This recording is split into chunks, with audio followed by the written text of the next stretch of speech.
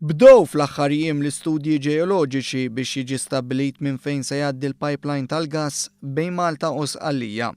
Il-pipeline ta' 22 pulzier se jaqqat lil Malta ma' ġela u se jkun twil mal-155 km. Tkellimna dwar dawn l-aħħar żviluppi fil-proġett tal-enerġija mal-Ministru Konrad Mizzi. Il-proġett tagħna bejn Malta u l-Italja ġie approvat mill-Kummissjoni Ewropea l-ewwel fl-aħħar tal-2013 u mbagħad anki fl-2015.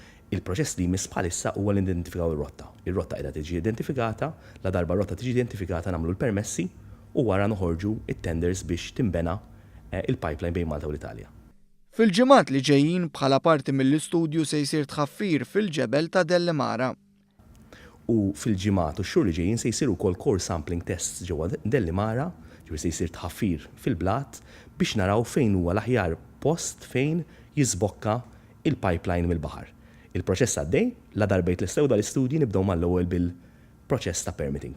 Il-Ministru Mizzi qal li pipeline tal-gass se jieħu post it-tanker li se jasal ftit tal-ġimgħat oħra u se jkun ankrat f'Marsaxlok għal ftit ta' żmien. Aħna meta ddeċidejna li mmorru għal floating storage unit ġifieri tanker u mhux tonkiet fuq l-art, iddeċidejna minħabba żewġ raġunijiet. Number one kienet is-safety, li kien iktar safe li jkollok tanker fil-baħar milli tankiet fuq l-art, u t-tieni punt li kien importanti ħafna huwa li kien ikun iktar faċli biex tneħħi tanker minn ġo Dellimara milli tneħħi tankijiet. Tankijiet fuq l-art huma aktar permanenti.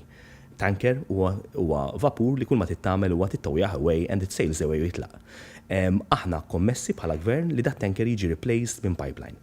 Il-gvern qed jaħdem qatih biex il-poplu Malti mhux biss ikollu kontijiet tal-enerġija orħos, imma jkollu wkoll arja iktar nadifa, b'mod partikolari billi l-użu tal-heavy fuel oil jieqaf darba l dejjem.